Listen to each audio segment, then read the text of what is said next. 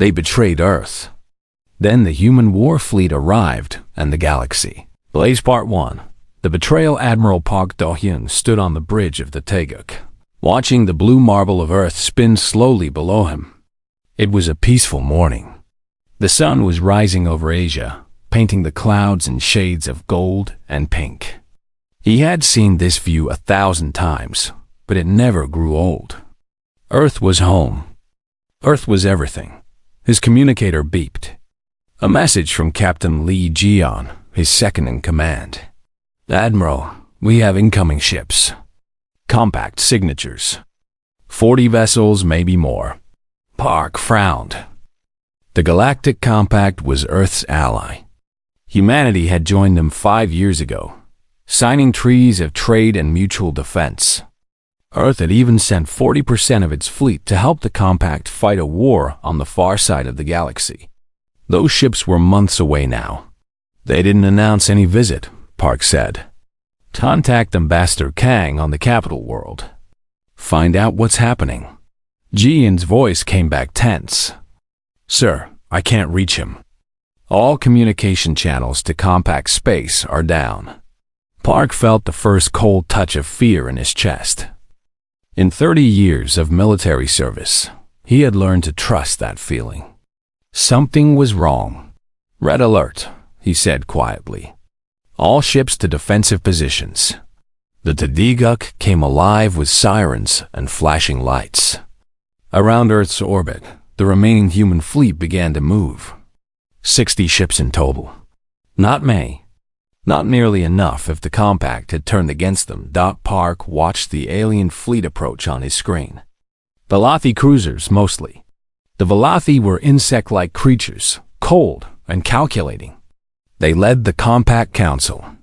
Park had never trusted them, but the politicians on Earth had called him paranoid. The Velothi ships did not slow down. They did not send any greeting. They simply opened fire. The first human station exploded in a ball of flame. Then the second. Then the third. Park watched in horror as the communication arrays were destroyed one by one.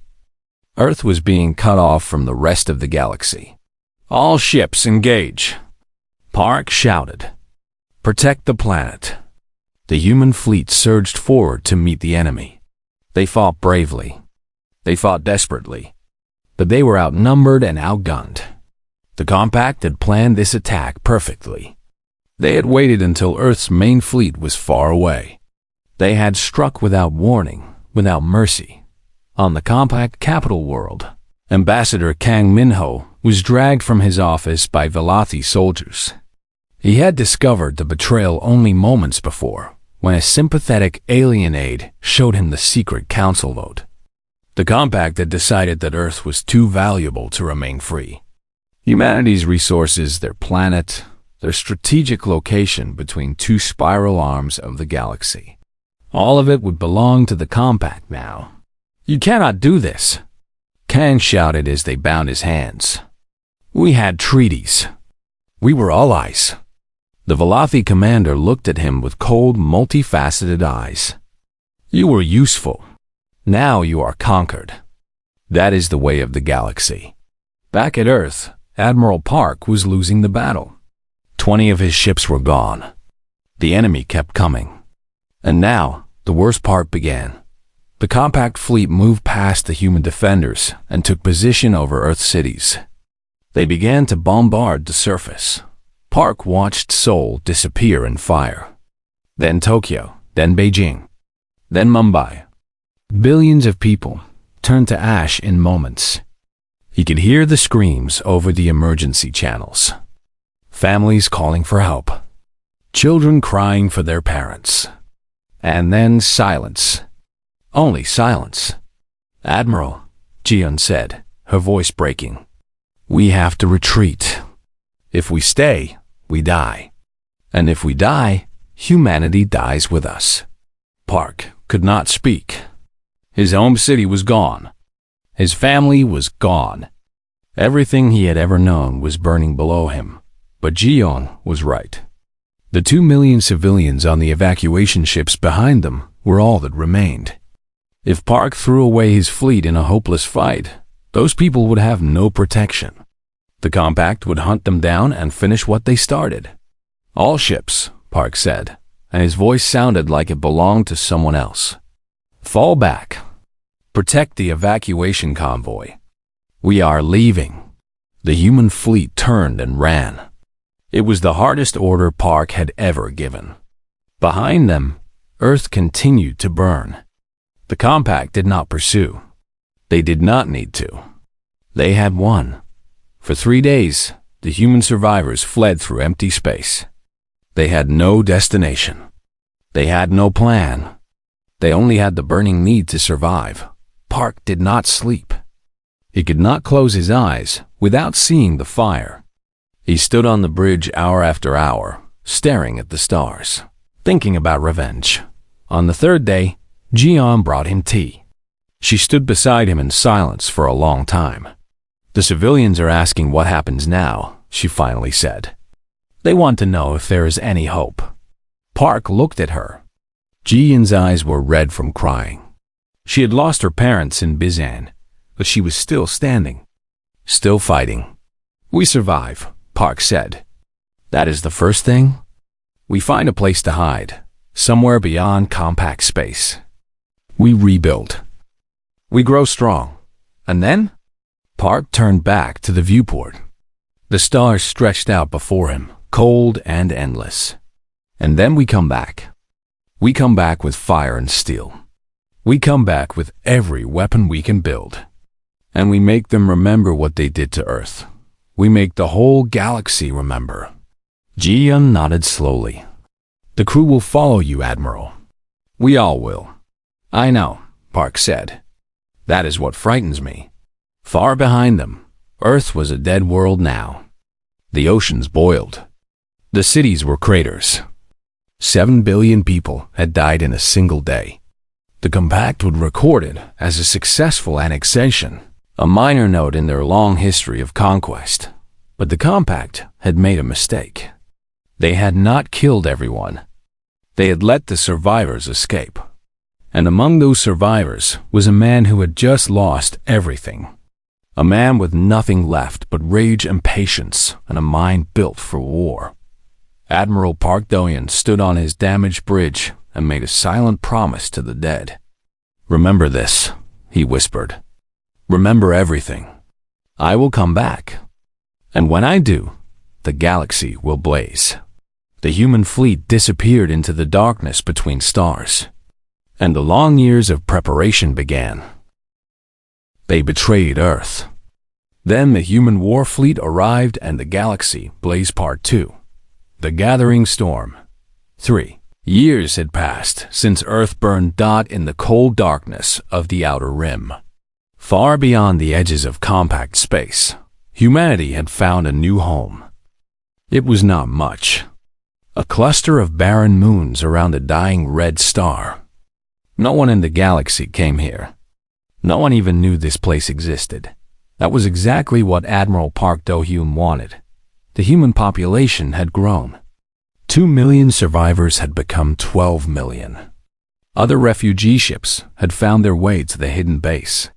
Secret colonies that the compact never knew about had sent their people.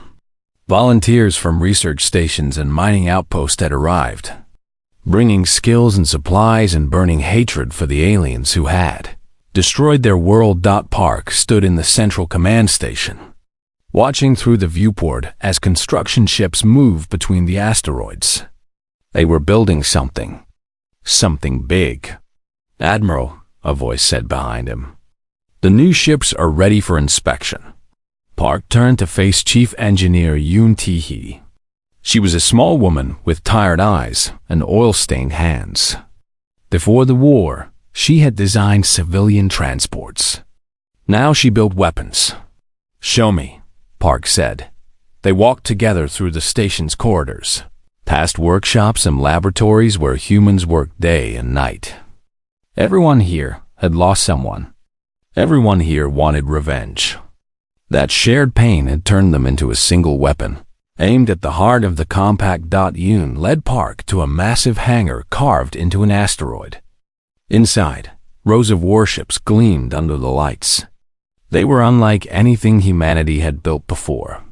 We took apart every piece of compact technology we could capture, Yoon explained. Their shields, their engines, their weapons. Then we made them better. Park walked between the ships, running his hand along their hulls. They were beautiful in a deadly way. Sleek and dark, built for speed and destruction. How many? He asked. 1,000 combat vessels. 200 support ships. More coming every month. Park allowed himself a small smile. The Compact thought humanity was dead. They thought they had crushed the human spirit forever. They were wrong. The next stop was the weapons laboratory. Here, Dr. Choi Yoonji waited for them. She was the opposite of Yoon. Tall, calm, always thinking about things that others could not understand. She had been a professor of physics before the war. Now she created nightmares. Admiral, Choi said, I want to show you Project Sunfire. She led them to a sealed chamber where a strange device sat on a platform. It looked almost simple. A sphere of metal with glowing lines running across its surface. This weapon captures and redirects solar plasma, Choi explained. One shot can destroy an entire enemy fleet. We have completed the first working model. Park stared at the device. Such a small thing to hold so much death. The Compact has nothing like this? He asked. Nothing. They have grown comfortable. They have not invented new weapons in centuries. They did not need to. They conquered everyone with the same old technology. Choi's eyes were cold. They forgot that humans never stop improving. They forgot that we learn from our enemies.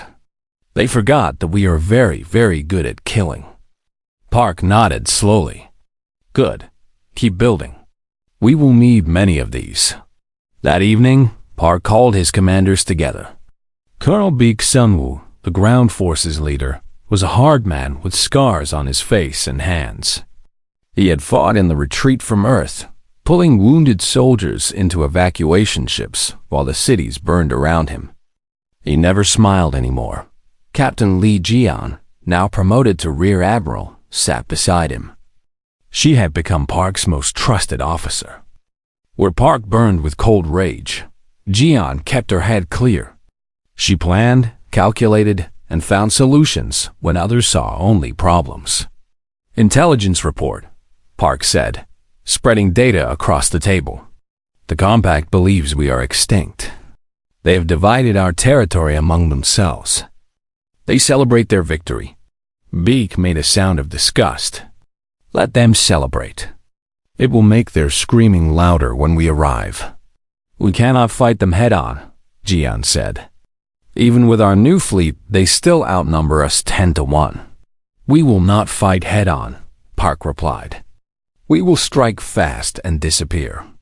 We will destroy their supply lines. We will free their slaves.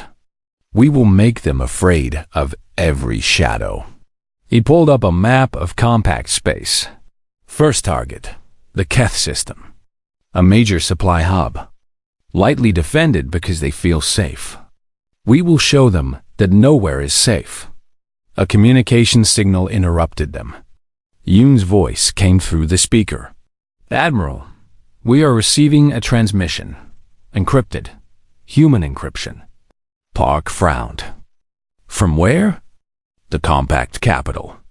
It's Ambassador Kang. For the first time in 3 years, Park felt something other than anger. Hope. They rushed to the communication center. The message was broken, sent in pieces over many days to avoid detection. But the content was clear that Ambassador Kang Min-ho was alive. He had spent 3 years in a Compact prison, watching, listening, memorizing everything he saw. Guard rotations, fleet movements, defense codes. He had gathered more intelligence than any spy could dream of. I am ready, the message ended. Come and get me. And bring fire. Park looked at his officers. Jian was already calculating rescue plans. Beak was grinning for the first time in years. "We have our spy," Park said. "We have our weapons. We have our fleet. It is time." He stood and faced his people. 3 years ago, they burned our home. They killed our families. They thought they destroyed us. But we are still here. We are stronger than before. And now we will show the galaxy what happens when you betray humanity. In the hangar bay below, 1,000 warships powered up their engines. The sound echoed through the asteroid base like thunder, like a promise. "Set course for the Keth system," Park ordered. "We go to war." The human fleet launched into the darkness. Behind them, the hidden base continued building, creating more ships, more weapons, more reasons for the compact to fear. The storm was gathering. And soon, very soon, it would break upon the galaxy with all the fury of a betrayed species. Humanity was coming home. They betrayed Earth. Then the human war fleet arrived and the galaxy blazed. Part 3. First Blood. The Keth system was quiet. 4 planets orbited a yellow sun, and the largest moon served as a supply hub for the entire compact border region. Ships came and went every day, carrying food, weapons, and slaves to the far corners of the Empire. The defenders were bored. Nothing interesting ever happened here. Then the sky tore open. 1,000 human warships exploded out of hyperspace. They came in perfect formation, their dark hulls absorbing the starlight, their weapons already glowing with power. Commander Vethka of the Velothi Defense Fleet stared at his screens in disbelief. His multifaceted eyes could not process what he was seeing. This was impossible. The humans were dead. Everyone knew the humans were dead. All ships, defensive positions. He screamed through his communicator. "Unknown enemy attacking. Request immediate reinforcements." But the humans were already moving. They were fast. Faster than anything Vethka had ever seen. Their ships cut through space like knives, splitting into attack groups, surrounding the compact defenders before they could organize. On the bridge of the Vengeance of Seoul, Admiral Park Do-hyun watched the battle unfold. His old ship, the Taeguk, had been rebuilt and renamed. It was larger now, bristling with weapons, carrying the name of his lost city into war. "Rear Admiral Lee," he said calmly. "Begin the flanking maneuver." "Yes, Admiral." Jian's voice came through the communication system. She commanded the second fleet from her own ship, the Spirit of Bison. "All ships follow my lead. Cut off their retreat." The human fleet worked like a single mind. Years of training and shared purpose had turned them into a perfect weapon. They knew each other's thoughts. They anticipated each other's moves. They fought as one. The first compact ship exploded under concentrated fire. Then the second. Then a dozen more. The Velothi tried to fight back. Their weapons were powerful. Their shields were strong. But the human ships were too fast, too unpredictable. Every time the compact aimed at one target, it was already gone, replaced by 3 more firing from different angles. "Impossible," Vethka whispered as another of his ships died. "This is impossible." He had studied the old reports about humans. They were supposed to be weak, primitive, easy to conquer. Their ships were supposed to be slow and poorly armed. Everything he knew was wrong. The human weapons were something new. Blue fire that cut through compact shields like they were made of paper. Missiles that seemed to think, changing course to follow their targets. And something else, something terrible. A golden light that consumed everything it touched. Project Sunfire. Dr. Choi Yoonji had sent her weapon to war. When the golden light hit a compact cruiser, the ship simply ceased to exist. No explosion, no debris, just nothing. The Velothi defenders broke. They tried to run, tried to escape into hyperspace, but Rear Admiral Lee's fleet was blocking every exit. They were trapped. Meanwhile, Colonel Beek Sunwoo led the ground assault. Human marines in heavy armor launched from their ships, crossing the void on rocket packs, crashing into the orbital stations like iron rain. Beek was the first through the breach. His rifle fired in short, precise bursts. Every shot found its target. Behind him, his soldiers poured into the station, room by room, corridor by corridor. "Find the slaves," Beek ordered. "Free everyone the compact has taken." They found the holding cells deep in the station's core. Thousands of beings from dozens of species, chained and broken, waiting to be shipped across the galaxy.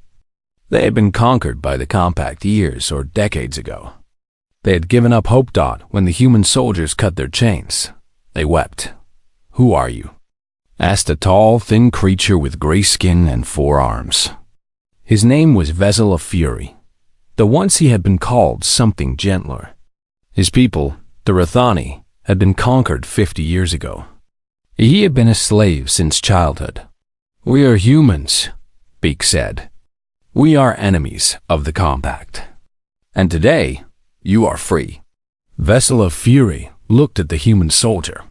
He saw the cold anger in Beek's eyes. He saw the efficiency of the human warriors, the devastating power of their weapons. He saw something he had not seen in 50 years. "I want to fight with you," Vessel of Fury said. "My people want revenge. Let us join you." Beek smiled grimly. "Talk to our admiral. I think he will say yes." In space, the battle was ending. The compact fleet was destroyed. 200 of their ships had become expanding clouds of debris. The humans had lost 11 vessels. A victory beyond anyone's expectations. Admiral Park ordered his ships to hold fire. The few surviving compact vessels were crippled, unable to fight or flee. He opened a communication channel. "This is Admiral Park Do-hyun of the Human Warfleet," he said. "We are allowing you to live. Go back to your masters. Tell them what you saw here. Tell them that humanity remembers. Tell them we are coming for them." He cut the channel and watched the damaged ships limp away. "Admiral," Jian said, "are you sure that was wise?" "They will warn the compact. The element of surprise is gone." "I want them warned," Park replied. "I want them afraid." Fear is a weapon too.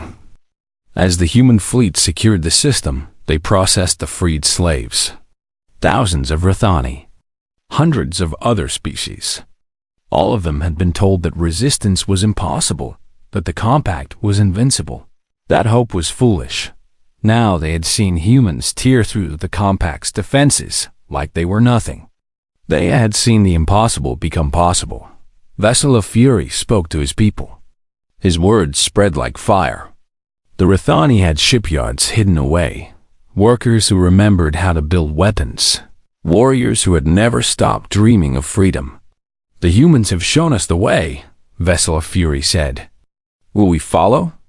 The answer was a roar that echoed through the station as the human fleet prepared to leave the Keth system. A wounded compact admiral sent a desperate message to the capital. His transmission was filled with static and fear. "The humans are alive. They have returned with weapons we cannot understand. They fight without mercy. They fight like demons. Send everything. Send everyone. Because they are coming, and I do not think we can stop them." In his quarters on the Vengeance of Seoul, Admiral Park received reports of the freed slaves, the captured supplies, the minimal casualties. It was a perfect victory, but he did not celebrate. He looked at a photograph he kept in his desk. His wife, his daughter. They had been in Seoul when the bombs fell. They had never had a chance. "This was only the beginning," he said quietly to their faces. "I promise." This was only the beginning. Outside his window, the stars waited. Somewhere out there, the compact was starting to understand their mistake. They had not destroyed humanity. They had made humanity angry, and an angry human was the most dangerous thing in the galaxy. They betrayed Earth. Then the human war fleet arrived, and the galaxy blazed. Part 4. The Alliance of the Fallen. 18 months after the Battle of Keth. The galaxy was on fire. Admiral Park Do-yeon stood before a holographic map that showed the current state of the war. Red dots marked compact territory. Green dots marked systems that had rebelled. There were so many green dots now. Humanity had not fought alone. The freed slaves from Keth had spread the word of their liberation. The Rithani had risen first, their hidden shipyards producing vessels to fight alongside the humans. Then the Athrani, a species of builders and engineers, had joined. Then the Morvith, natural spies who moved through shadows. Then others and others and others. Every species the Compact had conquered in the last century was now fighting back. And they were all looking to humanity for leadership. 4,000 ships, Vice Admiral Lee Jian said, reviewing the latest numbers. 12 species. The largest rebel fleet in galactic history.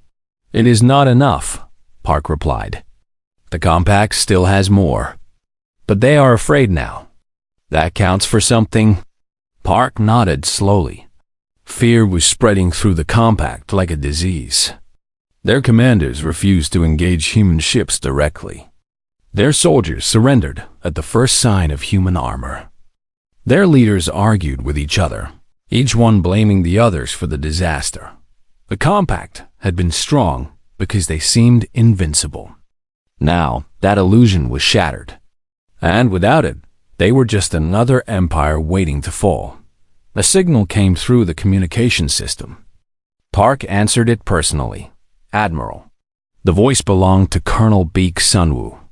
He was breathing hard, the sounds of battle echoing behind him. We found him. Ambassador Kang is secure. We're coming home. Park closed his eyes for a moment. The rescue mission to the Compact capital had been incredibly dangerous. 200 soldiers had gone in. Only 80 were coming out. But they had succeeded. Well done, Colonel. All of you. Well done. 3 days later, Ambassador Kang Min-ho walked onto the Vengeance of Seoul. He was thin, scarred, older than his years. 3 years in a Compact prison had broken his body. But his eyes were still sharp. His mind was still clear. Admiral Park, Kang said, gripping the other man's hand. I knew you would come. I never doubted it. You gave us the weapons to win, Park replied. Every code you memorized, every patrol route, every weakness in their defenses. We could not have done this without you. Kang smiled weakly. I sat in a cell and listened. You built an army. I think you did more. That night, Kang made his first broadcast to the galaxy. His face appeared on screens across 100 systems, transmitted through channels the Compact could not block. I am Kang Min-ho, he said. I was Earth's ambassador to the Compact. I watched them vote to destroy my planet. I spent 3 years in their prison. But I never stopped believing that one day humanity would return. He paused, letting his words sink in. To every species living under Compact rule, I say this. We are coming for you. Not to conquer, not to enslave, but to free. Humanity remembers what it means to be conquered. We will never do to others what was done to us. Rise up, fight back, and know that you are not alone. The broadcast ended. Within hours, reports came flooding in. 3 more systems had declared independence.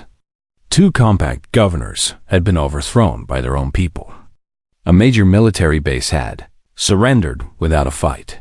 The rebellion was growing faster than anyone could have imagined, but the Compact was not finished. In desperation, they turned to their most terrible weapons. The first planet killer struck the Rithani colony of New Dawn. Vessel of Fury watched from orbit as his people's new home was turned into molten rock. 50,000 Rithani, dead in an instant. They will pay, Vessel of Fury said, his voice calm and cold. They will pay for every life. The planet killers changed the war. Now every battle became more desperate, more brutal. The Compact threatened to destroy any world that supported the rebellion. Some systems backed down in fear. Others fought harder. Admiral Park faced a choice. He could continue the slow campaign of liberation, grinding down the Compact over years. Or he could strike at the heart of the Empire and end the war quickly. If we attacked the capital, we might lose everything, Jian warned him. Our fleet is strong, but theirs is stronger. We could throw away all our gains. If we wait, they will destroy more worlds, Park replied. The Morvith homeworld is next on their list. Then the Othrani shipyards. They are trying to break the alliance through terror. So, what do? Park looked at the map. At the center of all the red dots, the Velothi homeworld glowed like a poisoned star. We attack. One massive strike.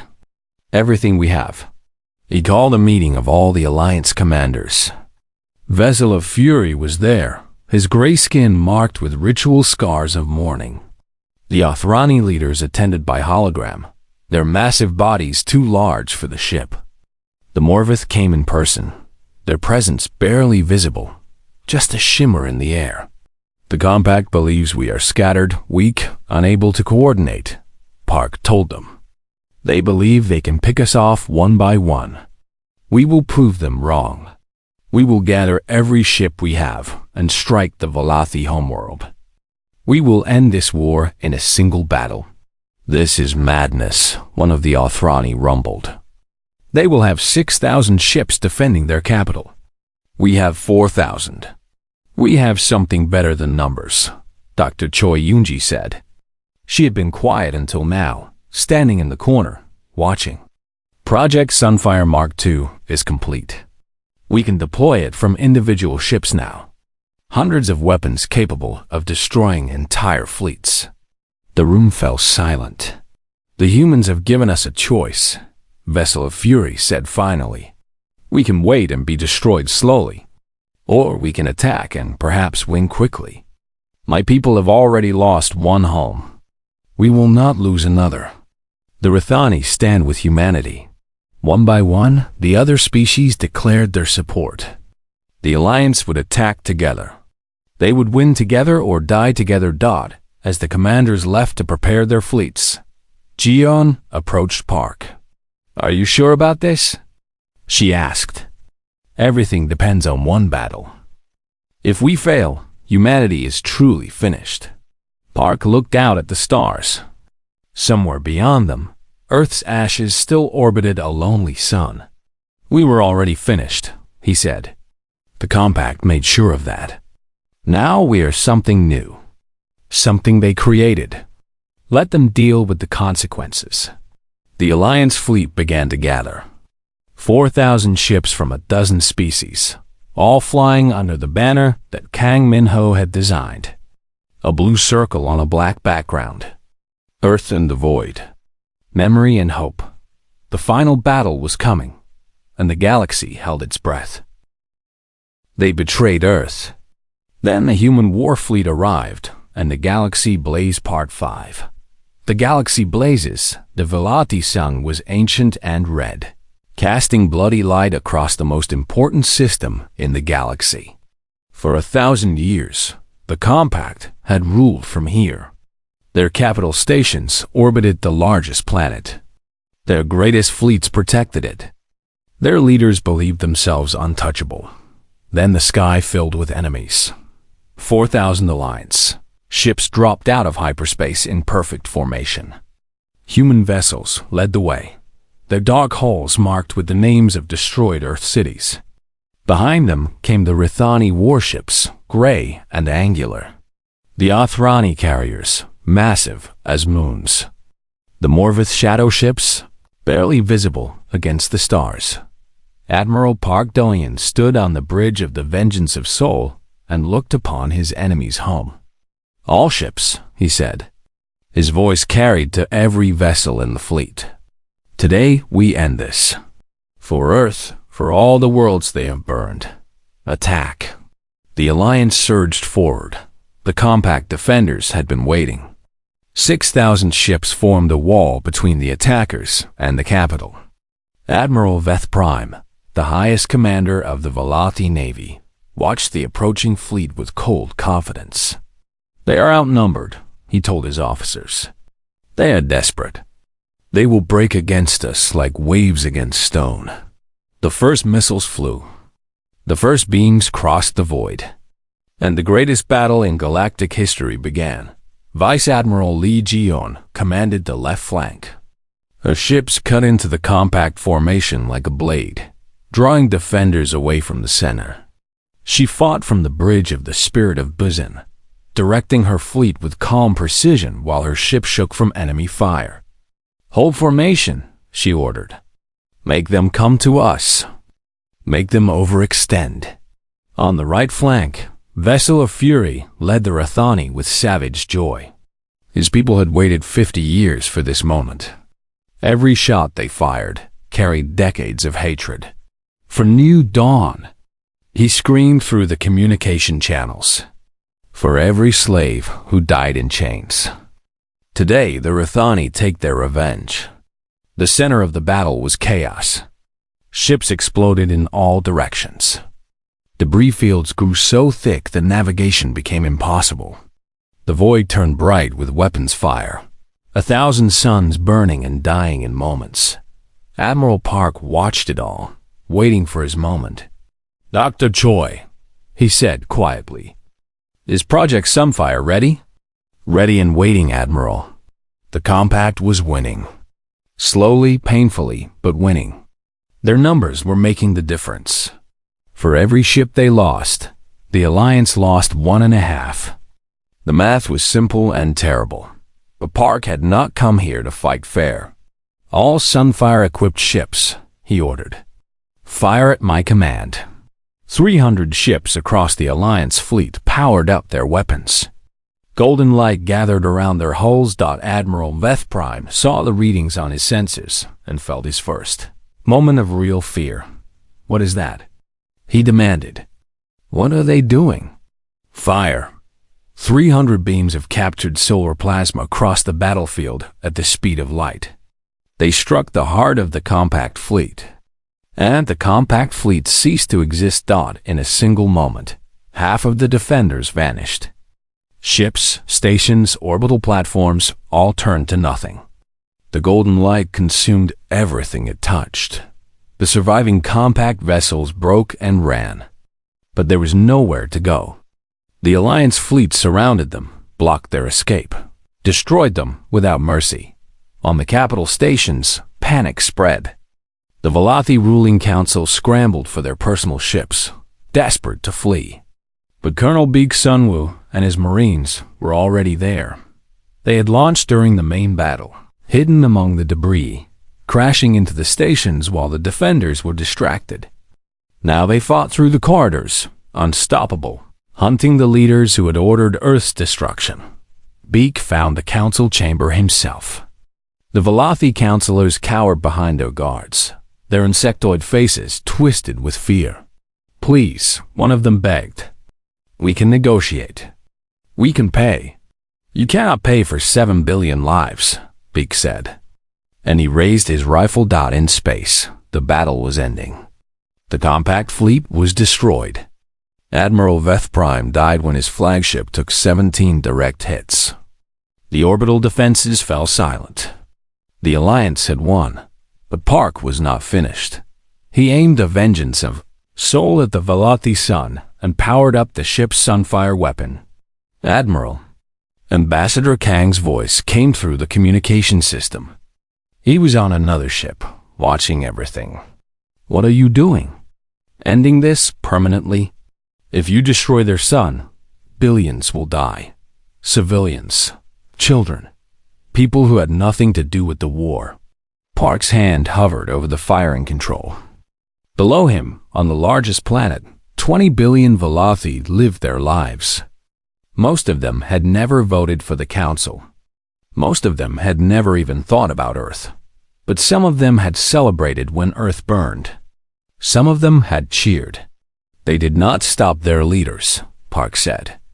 They let it happen. And if you kill them, you become what they were. You become the monster they created.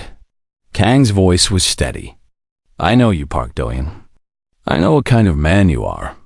You did not rebuild humanity just to repeat the compact's sins. Park closed his eyes. He saw a soul in flames. He saw his wife's face, his daughter's smile, everything he had lost. He saw what he could become if he fired this weapon. Slowly, painfully, he lowered his hand. Transmit our terms, he said. Unconditional surrender. Dissolution of the compact. All conquered species to be freed. War crimes trials for all council members. The Valathi had no choice. Their fleet was gone. Their leaders were dead or captured. They surrendered. 1 year later, Admiral Park Do-hyun stood on a hill overlooking what had once been Bizen. The city was being rebuilt. Slowly, carefully, stone by stone. It would take generations. But humans were patient. Humans endured. Vice Admiral Lee Jian found him there, just as she always did when he needed to be found. The new Galactic Council met today, she said. They voted to make humanity a founding member. They want you to lead it. Park shook his head. I am a soldier, not a politician. Let Kang do it. He is better at talking. Jian smiled slightly. I thought you would say that. She stood beside him, looking at the construction crews below. Does it feel like victory? No, Park admitted. It feels like survival. But perhaps that is enough. Across the galaxy, the story of humanity spread. How they had been betrayed and nearly destroyed. How they had hidden in the darkness and built themselves into something new. How they had returned with fire and freed 100 worlds. Parents told their children. Officers told their soldiers. Diplomats told their leaders. Never betray the humans, they said. They remember everything. They return eventually. And they do not forgive. But they also told another part of the story. How, when humanity had the power to destroy their enemies completely, they had chosen mercy. How the same people who built the Sunfire weapon had refused to use it against civilians. How Admiral Park Do-hyun, the most feared human in the galaxy, had stepped back from the edge of darkness. That was the lesson the galaxy learned. Humanity was dangerous, yes. Humanity was terrifying in war. But humanity was also capable of something rare and precious. They were capable of stopping, of choosing to be better. On the restored streets of Bizen, a child looked up at the stars. Her grandmother had told her stories about the war, about Earth's fall and rise, about the long years of darkness and the blaze of final victory. Are we safe now? The child asked. Her grandmother smiled and took her hand. We are human, she said. We are never completely safe, but we are together. And as long as we remember who we are, we will always find our way home. The stars shone down on Earth, no longer cold and hostile, but filled with possibilities. Humanity had taken its place among them, and the galaxy would never be the same.